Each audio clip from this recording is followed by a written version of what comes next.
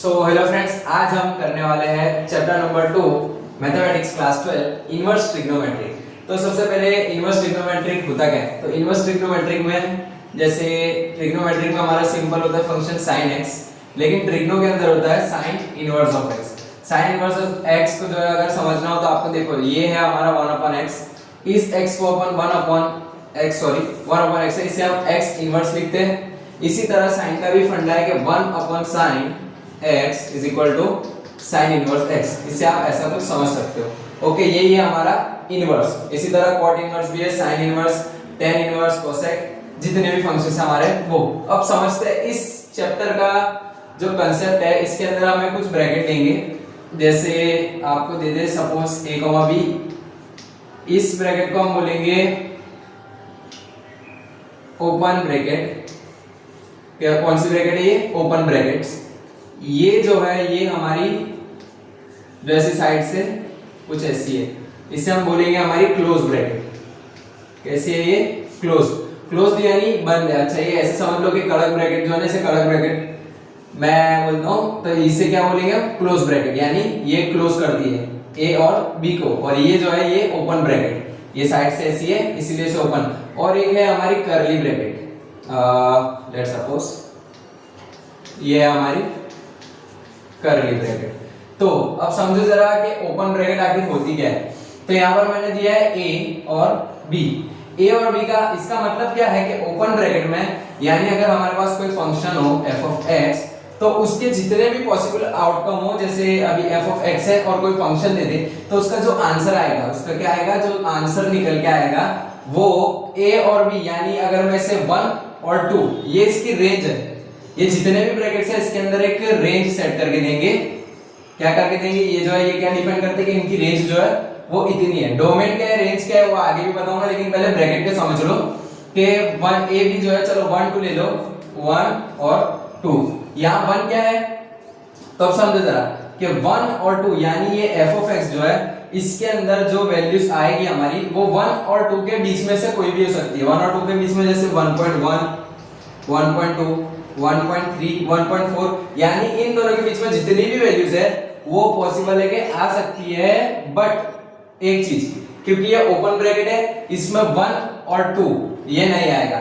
यानी सिंपल है, हमारा जो फंक्शन है उसके अंदर वैल्यूज जो है वो 1 और 2 के बीच में से आ सकती है, लेकिन ना ही वो 1 होगी और ना ही वो 2 होगी, 1 2 के बीच वाली होगी। तो ये हमारी ओपन ब्रैकेट हो गई। अब आती है क्लोज ब्रैकेट। क्लोज ब्रैकेट जो है ऐसी दिखती है, और क्लोज ब्रैकेट में जो है फंक्शन क्या है, 1, 2। चलो इसे भी ले लेते हैं। अब जो हमारा फंक्शन का जो फाइनल आंसर निकल के आएगा वो 1 भी हो सकता है या तो फिर 2 भी हो सकता है।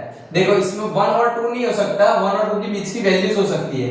इसमें 1 भी हो सकता है, 2 भी हो सकता है, और इन दोनों के बीच की वैल्यूज भी पॉसिबल है कि हमारा जो है आउटपुट निकल के आए। यानी ओपन ब्रैकेट में सिंपल है, फंक्शन की वैल्यू 1 और 2 के बीच में आएगी, और क्लोज ब्रैकेट में 1 भी हो सकता है, 2 भी हो सकता है, और इनके बीच की वैल्यूज भी हो सकती है। अब बात करते हैं कर्ली ब्रैकेट की। कर्ली ब्रैकेट जो है आपको इसके अंदर ऐसा दिया होगा कि अगर कोई फंक्शन है, लेट्स सपोज, और मैंने यहाँ सेट कर दिया है कि 1, 2, हमारे पास रेंज क्या दे दी, अगर 1, 2 दे दी, यानी 1 भी हो सकता है, 2 भी हो सकता है, और इन दोनों के बीच की कोई भी वैल्यूज हो सकती है। लेकिन अगर मैं इस कर्ली ब्रैकेट में 1.1 रख दूं, ओके, यानी ये फंक्शन कुछ ऐसे समझ लो आप, ठीक, क्लोज ब्रैकेट 1, 2, और मैं माइनस की साइन बीच में रख दूं। एडिशन भी हो सकता है, लेकिन मोस्ट ऑफ द जितने भी आपके एग्जांपल उनमें माइनस की साइन लिखे तो माइनस कंसीडर कर दो। और कर्ली ब्रैकेट में मैंने क्या रख दिया, 1.1, यानी इसके आउटकम एक तो पहले देखो 1 भी हो सकता है, 2 भी हो सकता है, और इनके बीच की जितनी भी वैल्यू हो सकती है। लेकिन जैसे मैंने यहाँ लिख दिया कर्ली ब्रैकेट में -1.1, यानी अगर इसका जो आंसर आता है उससे -1.1 करना है, नहीं, इसका मतलब ये नहीं है। इसका मतलब अगर हमारा जो फंक्शन है उसका आंसर 1.1 आया तो वो कंसीडर नहीं किया जाएगा। क्लियर है? मतलब अगर मैं यहाँ दे दूं कर्ली ब्रैकेट में 1.2, और हमारा फंक्शन जो है उसकी रेंज हमें दे दी गई हो कि क्लोज ब्रैकेट में 1, 2, यानी 1 भी हो, 2 भी हो, उसके बीच की सारी वैल्यूज हो, लेकिन अगर 1.2 आ जाए तो वो कंसीडर नहीं किया जाएगा। इस कर्ली ब्रैकेट का मेन जो है एजेंडा यही है। यानी अगर यहाँ 1.3 हो तो इसी तरह कुछ भी आ जाए चल जाएगा, लेकिन 1.3 आए तो कंसीडर नहीं किया जाता अगर यहाँ माइनस की साइन है। ओके, अब आपको तीनों ब्रैकेट समझ में आ गए हो, तो मैं आपको अब बताता हूँ कि रेंज और डोमेन आखिर होता क्या है। तो अब बात करते हैं डोमेन और रेंज की। तो डोमेन होता क्या है कि सपोज हमें कोई फंक्शन दे दिया जाए, ओके, जिसकी वैल्यू कुछ एक्स्ट्रा कोई भी रैंडम सा ले लो। अब डोमेन का मतलब क्या होता है कि डोमेन की ना एक रेंज सेट कर देते हैं। चलो हम ले लेते हैं हमारा ओपन ब्रैकेट जिसमें हम 1,2 ले लेते हैं। ओपन ब्रैकेट का मतलब तो पता है ना, 1 और 2 कंसीडर नहीं करे जाएंगे, दोनों कंसीडर नहीं करे जाएंगे, लेकिन दोनों के बीच की वैल्यूज। तो अब समझो इसे अगर मैं ले लूं 1.5, okay, 1.5 cube plus 2 multiply by 1.5। अब इसकी जो भी वैल्यू आएगी, ओके, फंक्शन की ये जो भी वैल्यू आई, x इज इक्वल टू क्या रखे 1.5, तो ये जो वैल्यू हमने रखी इसे कहते हैं डोमेन।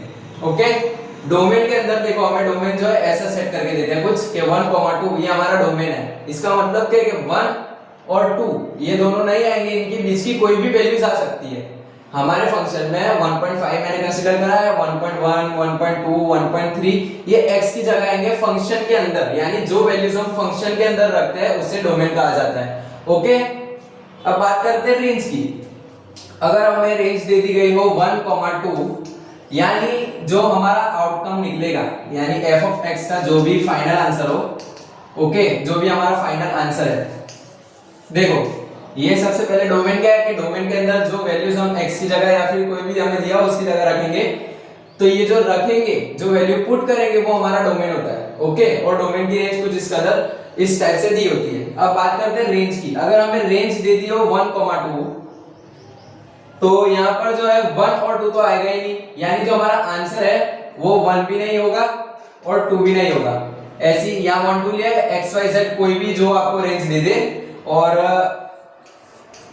आपको ऐसे भी दे सकते हैं रेंज। ओके, तो ये हमारा फंक्शन जो है उसका आंसर जो है 1,2, अभी हम ये वाली ले रहे हैं, तो 1,2 में ना ही 1 आएगा ना ही 2 आएगा, यानी इसका मतलब जो हमारी वैल्यूज जो है वो 1.1, 1.2 या फिर अप टू कोई भी हो सकती है, बट 1 और 2 ये दोनों नहीं होगी।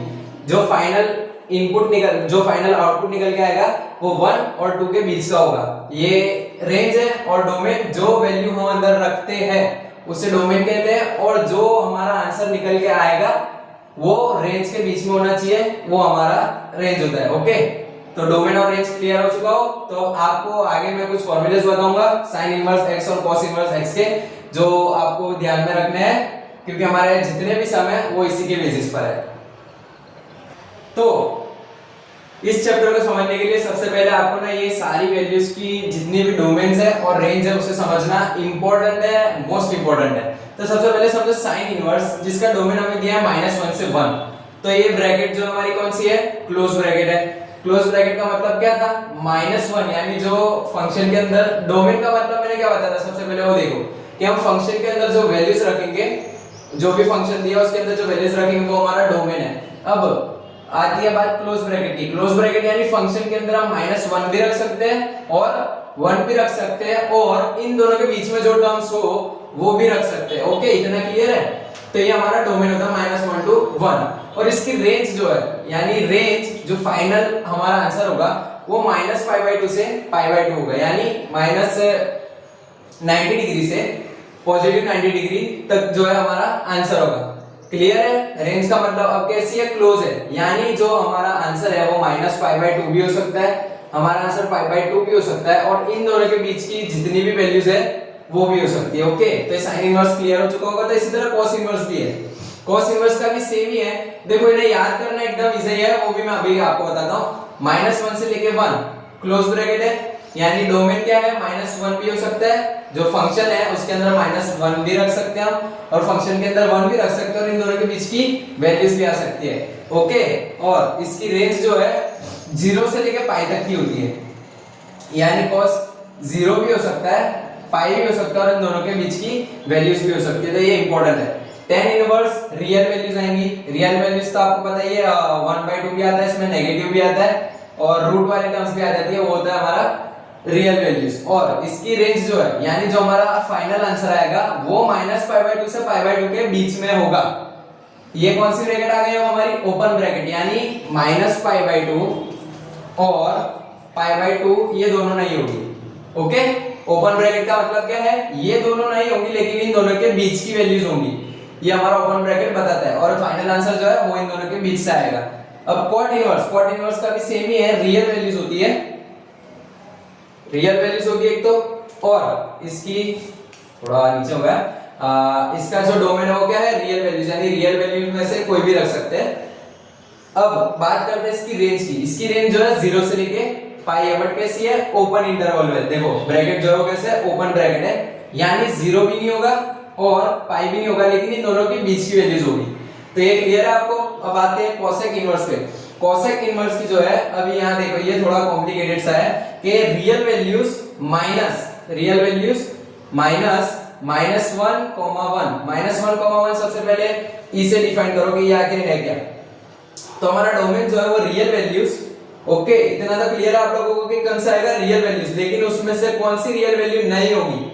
माइनस का मतलब क्या है कि कौन सी रियल वैल्यू नहीं होगी। तो -1 से 1 ओपन ब्रैकेट का मतलब क्या है? -1 नहीं होगा, यानी -1 नहीं और 1 इन दोनों को इंक्लूड नहीं करना है। -1 और 1 इन दोनों के बीच में जो भी वैल्यूज आएगी, जैसे अब -0.5 ले लेता हूं, -0.5 इन दोनों के बीच में आता है। तो अगर ये -0.5 अगर ये फंक्शन में हम रख दे, इसको अगर -0.5 को इसके अंदर रख दे, तो जो रियल वैल्यूज की जो आंसर है, यानी फाइनल आंसर की बात कर रहा हूं मैं सीधी, डोमेन जो है फंक्शन, हमारा मेन फंक्शन, वो क्या होगा? -0.5 नहीं हो सकता। इसी तरह -0.6 भी नहीं हो सकता। जो -1 से 1 के बीच में जो वैल्यूज है, उसका सब्सट्रैक्शन इस रियल वैल्यूज के साथ करने के बाद जितनी भी वैल्यूज है, यानी रियल वैल्यूज 1 है हमारे पास, -1 भी है, ले लो तो √3 भी है, √3/2 भी है, बट कौन सी वैल्यूज हमें कंसीडर नहीं करनी?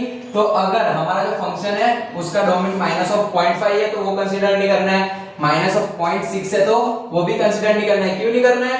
क्योंकि हमें जो है क्या कहा गया है कि वो वैल्यूज को नहीं लेना है जो -1 से 1 के बीच में है, यानी -1 भी आए तो चल जाएगा, 1 आया तो भी चल जाएगा डोमेन, लेकिन इन दोनों के बीच की वैल्यूज अगर आ गई तो वो हमारा डोमेन कंसीडर नहीं किया जाएगा। ओके, इतना क्लियर है? अब बात करते हैं इसकी रेंज की। तो इसकी रेंज जो है वो क्या है? इसकी रेंज है क्लोज ब्रैकेट, ओके, यानी -π/2 से π/2। तो सबसे पहले क्या है? -π/2 से π/2। अभी समझो जरा कि -π/2 भी हो सकता है, π/2 भी हो सकता है, और इन दोनों के बीच की वैल्यूज भी हो सकती है। लेकिन अभी यहाँ देखो फिर से माइनस, कौन सी वैल्यू नहीं आएगी? तो ये कर्ली ब्रैकेट हमें वही बताएगा कि कौन सी वैल्यूज नहीं आएगी, तो यानी 0 पे। अभी समझो जरा, हमारा क्या है? Cosec inverse of 0। तो कोसेक 0 क्या होता है? कोसेक 0 पर जो है फंक्शन नॉट डिफाइंड होता है। क्या होता है? कोसेक 0 पे फंक्शन जो हमारा क्या होता है? Not defined. तो याद रखो -0 रखते ही है इसलिए क्योंकि नॉट डिफाइंड है हमारा कोसेक 0 जो है वो नॉट डिफाइंड फंक्शन है, और उस नॉट डिफाइंड की वजह से जो है हमारा इनवर्स पॉसिबल ही नहीं है कि इनवर्स फंक्शन की कोई रेंज सेट हो, इसीलिए इसे हम पहले ही निकाल देते हैं। यानी -π/2 से π/2 के बीच में 0 आ सकता है। देखो -90 से लेके 90 डिग्री के एंगल तक 0 डिग्री एंगल बीच में आएगा, लेकिन जो फाइनल आंसर है उसमें 0 को इंक्लूड नहीं करते। क्यों? क्योंकि हमारा जो cos 0 जो है वो क्या होता है? नॉट डिफाइन होता है, इसीलिए इसे कंसीडर नहीं करते, इसीलिए इसे निकाल देते हैं। ओके, अब बात करते हैं सेकंड इनवर्स की भी इसी तरह है कि r, इसकी भी रेंज जो क्या है? माइनस रियल वैल्यूज में से माइनस करेंगे कौन सी वैल्यूज? जो -1 और 1 के बीच में है, यानी -1 और 1 आ जाए और दूसरी जितनी भी रियल वैल्यूज है अगर वो हमारे डोमेन में हो, यानी फंक्शन के अंदर पुट करने लायक हो, तो रख सकते हैं। लेकिन -1 से 1 के बीच की जो वैल्यूज होगी, जैसे कि -1.1 और मैंने जितनी भी बताई, -1.1 नहीं, -0.9 से लेके जितनी भी वैल्यूज हो वो इसके अंदर नहीं आएगी डोमेन में। ओके, अब बात करते हैं इसकी रेंज की। इसकी भी रेंज सिंपल है, 0 से लेके पाई। कौन सी ब्रैकेट है? क्लोज ब्रैकेट है। क्लोज ब्रैकेट का मतलब क्या है? 0 भी होगा, पाई भी होगा, लेकिन इन दोनों के बीच की वैल्यूज भी होगी। ओके, इतना तो समझ में आ गया, लेकिन π/2 नहीं होगा। देखो 0 से π/2 के बीच में π/2 आता है, ओके, लेकिन इस वैल्यू को कंसीडर नहीं करा जाएगा। आंसर, फाइनल आंसर π/2 कंसीडर नहीं करते। क्यों? क्योंकि जो है हमारा मेन फंक्शन ये sec इनवर्स x है, लेकिन sec 90 जो है वो नॉट डिफाइन है। जैसे यहाँ पर cosec इनवर्स 0 है ना, वो डिफाइन नहीं होता, उसी तरह यहाँ पर sec इनवर्स x में भी sec pi by 2 not define है, इसी वजह से इसे फंक्शन में इंक्लूड नहीं करते और फाइनल आंसर में जो है पाई बाय 2 हमारा नहीं हो सकता। ओके, इतना क्लियर है। तो इसे याद रखने की एकदम सिंपल ट्रिक है, आपको बस तीन ही फंक्शन याद रखने, एक तो साइन, एक tan और एक cosec। तो देखो साइन का जो है उल्टा हो जाएगा हमारा cosec इनवर्स, यानी साइन से हम cosec इनवर्स निकाल लेंगे, tan से cot इनवर्स निकाल लेंगे और cosec से sec इनवर्स निकालेंगे। ओके, यानी साइन, tan और हमारा cosec। सही है। अब इसकी डोमेन याद रख लो कि साइन की जो है वो कौन सी वाली है, -1 to 1 रेंज, याद रखना है। डोमेन कौन सी है, -1 to 1। देखो सेम cos इनवर्स की भी क्या रेंज है, वही रेंज है, डोमेन है। ओके, अब इसी तरह साइन इनवर्स की रेंज क्या है, तो साइन इनवर्स की रेंज जो है वो -π/2 से π/2 है। इतना क्लियर है, -π/2 से π/2 तक किसकी रेंज है। लेकिन अपने cos की देखो कितनी है रेंज, 0 से लेके पाई। अच्छा पहले डोमेन याद कर लो, उसके बाद रेंज, उससे भी आसान हो जाएगी फिर। तो सबसे पहले डोमेन देख लेते हैं कि साइन इनवर्स में देखो -1 से 1, तो इसका अपोजिट हमारा क्या है, साइन का cos इनवर्स है, तो इसकी भी -1 to 1। tan इनवर्स की रियल वैल्यूज है, तो cot की भी क्या होगी, रियल वैल्यूज, डोमेन की बात कर रहा हूं। अब इसी तरह cosec इनवर्स की भी क्या है, रियल वैल्यूज माइनस अपनी ओपन ब्रैकेट -1 to 1। ओके, ये क्या है, cosec इनवर्स। तो सेम यही डोमेन जो है हमारा sec इनवर्स का भी है। ओके, अब बात करते हैं हमारे रेंज की। तो रेंज जो हमारी -π/2 से π/2, देखो याद रखो साइन की हो गई, tan की, देखो साइन, tan और cosec तीनों की रेंज जो है वो कितनी है, -π/2 से π/2 है। देखो tan की भी -π/2 से π/2 है और हमारे cosec की भी -π/2 से π/2 है। अब एक सीधी चीज याद रख लो कि साइन और cosec के अंदर ब्रैकेट कौन सी आएगी, तो ब्रैकेट हमारी आएगी क्लोज ब्रैकेट, दोनों की ब्रैकेट कौन सी है, क्लोज ब्रैकेट। लेकिन इसके अंदर जो है -π/2 से π/2 यहां पर ही फंक्शन खत्म हो जाता है। लेकिन cosec इनवर्स में एक और एक्स्ट्रा चीज है जो है माइनस ऑफ करली ब्रैकेट 0।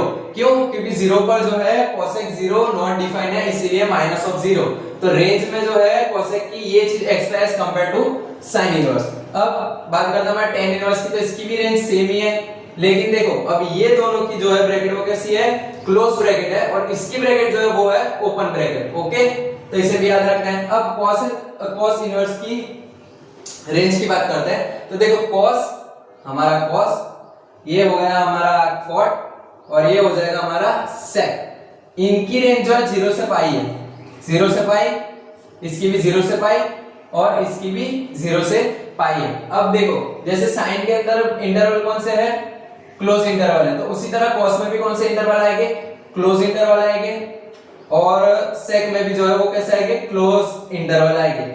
अब cos में यहां तक तो जो है पूरा इक्वेशन सही चलता है, लेकिन इसमें -π/2 करते हैं। -π/2 करली ब्रैकेट में क्यों -π/2 की वैल्यू को कंसीडर नहीं करते, क्योंकि sec π/2 जो है वो नॉट डिफाइन है, वहां पर हमारा फंक्शन जो sec का वो क्या है, नॉट डिफाइन है, इसीलिए इसे इंक्लूड नहीं करते रेंज के अंदर। तो याद रखना है, लेकिन भाई इसमें इंक्लूड होता है, इसीलिए इसकी जो है क्लोज इंटरवल 0 से लेके π/2 तक की रेंज है। अब बात करते हैं हमारे cot इनवर्स की, तो इसमें भी 0 से लेके पाई है, लेकिन इसकी कैसी इंटरवल है, इसकी क्लोज है, तो इसकी कैसी आएगी, ओपन इंटरवल। इन शॉर्ट आपको याद रखना है कि इन दोनों की इंटरवल रेंज में कैसी है, ओपन इंटरवल है। और साइन, cosec और sec इनवर्स इनकी कैसी है, इनकी क्लोज इंटरवल है। देखो रेंज में इसकी भी कैसी है, क्लोज इंटरवल है, इसकी भी क्लोज इंटरवल है, अपने इसकी भी क्लोज इंटरवल है और इसकी भी क्लोज इंटरवल है। ओपन इंटरवल सिर्फ tan इनवर्स और cot इनवर्स की है रेंज में। ओके, और लिमिट साइन इनवर्स की जैसे पता है मैंने -π/2 से π/2, वही सेम रेंज tan की भी होगी और वही सेम रेंज हमारे cosec इनवर्स की भी होगी। लेकिन cosec इनवर्स में एक चीज ऐड है कि वो 0 कंसीडर नहीं करता, क्योंकि वहां हमारा फंक्शन नॉट डिफाइन है। और इन दोनों की ब्रैकेट कैसी है, इन दोनों की ब्रैकेट क्लोज है, लेकिन हमारे tan इनवर्स की कैसी आएगी, ओपन आएगी। सही है। इसी तरह cos इनवर्स, cot इनवर्स और sec इनवर्स की भी हो जाएगी। और डोमेन की बात करें तो डोमेन भी एकदम इजी है, sin से cos निकलेगा, tan से cot निकल जाएगा, cosec से sec निकल जाएगा, तो -1 to 1। देखो sin इनवर्स और cos इनवर्स की जो रेंज है ना, वो मोस्ट ऑफ द सेम ही आती है, -1 से 1, -1 से 1, tan और cot की रियल वैल्यूज और cot इनवर्स, और इसमें ऐसे समझ लो इन दोनों का ही एडिशन टाइप समझ लो आप लोग कि रियल वैल्यूज माइनस यहाँ पर कौन सी है क्लोज ब्रैकेट है, लेकिन यहाँ आएगी ओपन ब्रैकेट, यानी -1 भी कंसीडर कर लेंगे हम 1 भी, लेकिन इनकी बीच की वैल्यूज जो है वो हमारे डोमेन में कंसीडर नहीं की जाएगी। ओके, तो ये चीज जो है यानी ये टेबल आपको टेक्स्ट बुक में भी दिया है, तो आपको इस टेबल को याद रखना पड़ेगा क्योंकि हमारे जितने भी सम है वो इसी टेबल के बेसिस पर होंगे। तो अब नेक्स्ट इनके कुछ फॉर्मूलाज है, तो मैं वो भी आपको बता देता हूँ, इसके बाद हमारे एक्सरसाइज को स्टार्ट करेंगे।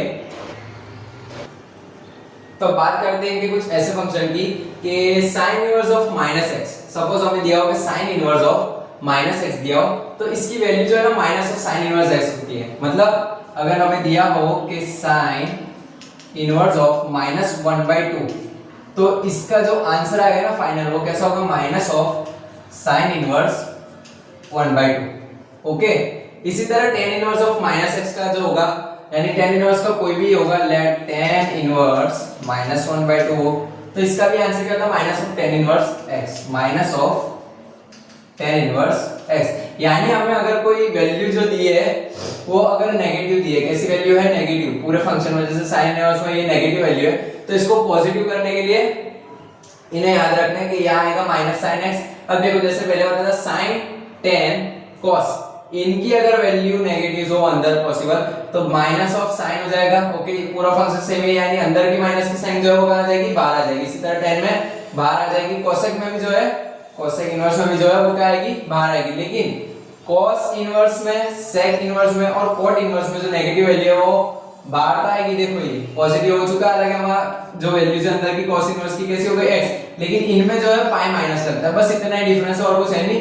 इनमें सीधा ही माइनस निकल जाता है, लेकिन cos, sec और cot में क्या होता है, पाई माइनस भी ऐड होता है आगे, और उसके बाद जो फंक्शन है वो होगा। ओके, अब देखते हैं हम कुछ एग्जांपल जो हमें टेक्स्ट बुक में दिए हैं और उसके बाद एक्सरसाइज। तो एक्सरसाइज स्टार्ट करने से पहले दो एग्जांपल हमें टेक्स्ट बुक में गिवन है, एक what is sin inverse of 1/√2 और एक है cot इनवर्स ऑफ -1/√3। देखो माइनस ऑफ x आया, तो यहाँ पे सारे रूल लग जाएंगे। अब आपको जो है ना रेंज याद होनी जरूरी है, एक तो ये चीज दिमाग में रखना कि आपको सारों की जो है रेंज याद रहना जरूरी है। तो देखो चलो मैं आपको एक शॉर्ट ट्रिक बता देता हूँ। हमें पता है कि साइन में साइन, cos, cosec और sec तीनों में ब्रैकेट जो है वो कौन सी आएगी, हमारी कड़क वाली ब्रैकेट, जो कि क्या है, क्लोज ब्रैकेट। कौन सी ब्रैकेट है, ये कड़क ब्रैकेट से कड़क याद रखो, और कैसी है, ये क्लोज है। और वो जो सस्ती वाली है वो कैसी है, ओपन। सस्ती है इसीलिए ओपन जल्दी हो जाएगी, ऐसा याद रख सकते हो आप। कड़क है यानी टिकाऊदार है तो क्लोज रहेगी। तो साइन इनवर्स की ब्रैकेट कैसी आएगी, हमारी क्लोज आएगी। tan की लूज आएगी। ओके, tan और cot की कैसी है, लूज है। अब इसके अंदर जितनी भी हो सारी कैसी है, ऐसी है। ओके, ये आपको जो है याद रखना पड़ेगा, या तो फिर आपको मिनटों में बनाना आना चाहिए विद इन अ सेकंड। अब सबसे पहले साइन इनवर्स की जो रेंज है, साइन की रेंज कहां से कहां तक है, -π/2 से π/2। अब आप सोचोगे मैंने साइन लिया है, tan लिया है, cosec लिया है, अब ये जो तीन को साथ में रखा और cos, cot और sec को साथ में यानी अलग अलग क्यों करा है, क्योंकि tan की भी रेंज है वो सेम ही है, -π/2 से π/2। देखो tan की पूरी रेंज यहाँ कंप्लीट हो गई, साइन की भी पूरी रेंज कंप्लीट हो गई, और इसकी किसकी, cosec की भी क्या है, -π/2 से π/2। बट इसके अंदर cosec ऑफ 0 क्या होता है, नॉट डिफाइंड, यानी हमारा फंक्शन डिफाइंड नहीं होता, इसीलिए माइनस ऑफ कर्ली ब्रैकेट 0 रखते हैं। और अब बात करते हैं cos की, cos, cot और sec इनकी कैसी है, 0 से लेके पाई। ओके, तो यहाँ पर ब्रैकेट हमारी कैसी रहेगी, ओपन, किसमें, सिर्फ tan और cot में, और फंक्शन तो 0 से पाई और π/2 से पाई, -π/2 से π/2। ओके, इतना क्लियर है। अब sec में भी जो है एक जगह नॉट डिफाइंड हमारा फंक्शन होता है, कहां होता है वो, माइनस ऑफ π/2 पर डिफाइंड नहीं होता, इसीलिए minus of curly bracket π/2। Okay, अब चलो इसके बेसिस पे हम सॉल्व करेंगे।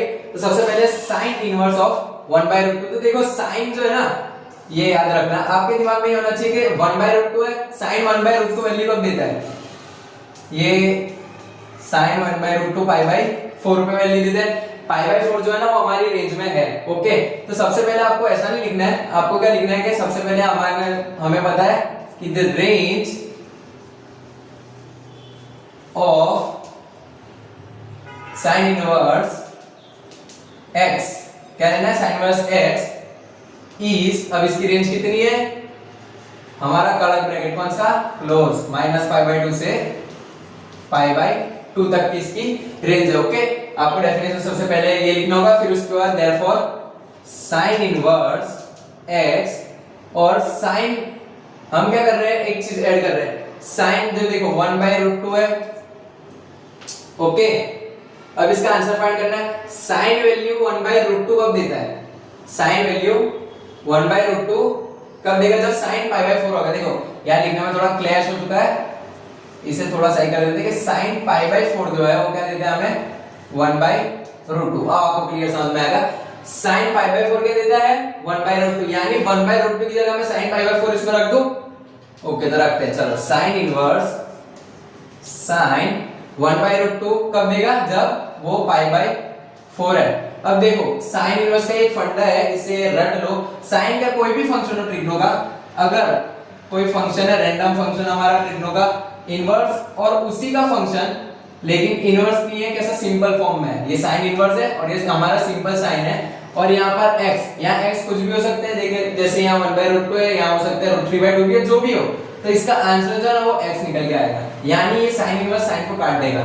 हमारी डेफिनेशन यही, तो साइन इनवर्स का मतलब क्या होता है 1/sin, तो 1/sin और sin काटता तो नहीं है ऐसा, मतलब मैथ्स इसको न मना करता है, लेकिन याद रख लेंगे साइन इनवर्स इनटू साइन हो जाए। साइन इनवर्स का फंक्शन कौन है, sin x, और sin x के अंदर क्या फंक्शन है x, जो कि कुछ भी हो सकता है, साइन इनवर्स से साइन। अच्छा, अगर ऐसा हो ना sign inverse x into sin x, तो देखो ये दोनों अलग चीज है।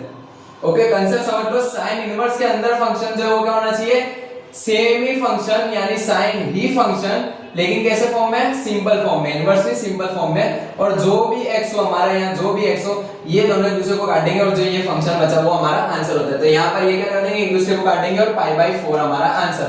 तो आपको फिर लास्ट में लिखना है hence the value of sine inverse 1/√2 is π/4। Okay, लिखने के मार्क्स से इन थियरी केस आता है, और अगर इन एमसीक्यू बेसिस पे आता है तो आपको सीधा ही जो है फाइनल आंसर ही टिक कर देना है, इसमें ज्यादा मेहनत नहीं करनी है। डेफिनेशन हम तभी लिखेंगे जब थियरी पर्पस पे पूछा हो। कॉट इनवर्स ऑफ 1/√3, तो याद रखो माइनस है। ओके, हमारे माइनस के लिए क्या था, कॉट इनवर्स ऑफ -x क्या था, pi minus cot inverse x।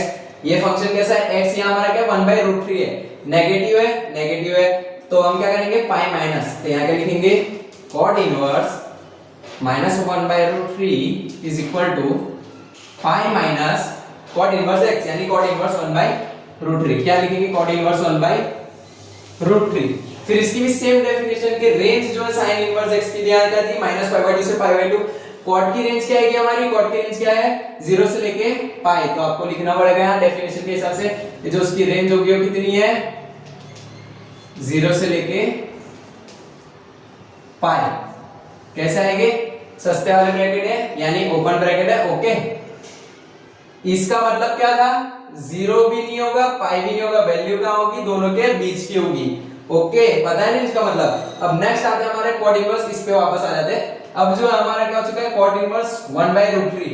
Cot inverse की वैल्यू 1/√3 कब होती है, तो कॉट इनवर्स की वैल्यू 1/√3 कब होगी, जब कॉट 1/√3 ये वैल्यू कब देगा, जब वो क्या होगा π/3,